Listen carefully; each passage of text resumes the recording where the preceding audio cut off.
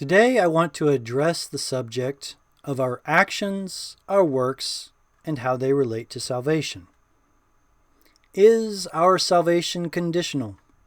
Do I have to behave in a certain way in order to receive salvation? If I do not have works, but only faith in Yeshua, is that enough? What is the place of fruit and works in the life of a believer? This question is not easy, and in every direction we go, we hear conflicting opinions. Our starting point is that Yeshua is the foundation, and through him we have salvation. That is, we cannot buy salvation through our works. We must go through Yeshua in order to receive his salvation. So, Yeshua is the doorway, the path, and the main focus, not our actions. Some say that Yeshua is the main thing, and in fact the only thing. There is nothing except Yeshua. Concerning salvation, they are 100% right. True. There is no other way by which we can be saved. True. Yeshua is the only way into the kingdom of heaven. True. It is not by our power or by our works, but only from above, only through Yeshua. But, as believers, we are required to live a life of righteousness. We are required to show that faith works in our lives.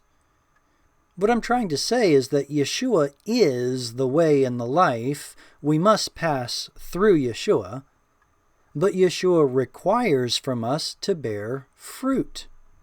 Yeshua requires of us to live an active life of faith. We are required to be a light to those around us. We are required to live according to a high moral standard, to help others, to have personal integrity, and other things like this. And what if not? What if I believe that Yeshua, the Messiah, is Lord, but I have no works? I have faith without deeds. Isn't my faith enough? Well, what does Yeshua himself say? Not everyone who says to me, Lord, Lord, will enter the kingdom of heaven, but only the one who does the will of his Father who is in heaven. It turns out that calling Yeshua Lord is not enough. Yeshua, the way, the truth, requires of us to bear fruit. He requires of us to do good works, and he claims that the axe is already at the root of the tree that is not bearing fruit, and it will be cut down. James, the brother of Yeshua and the head of the first congregation in Jerusalem, wanted to shock the listeners, and to this end he took the demons as an example. You, what do you believe in?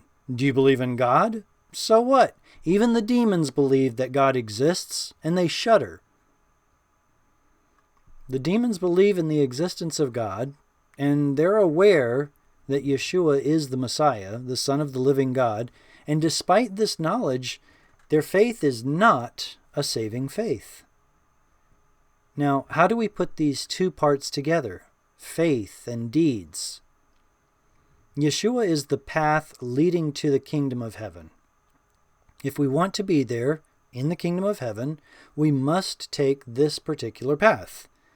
It is our responsibility to walk the path.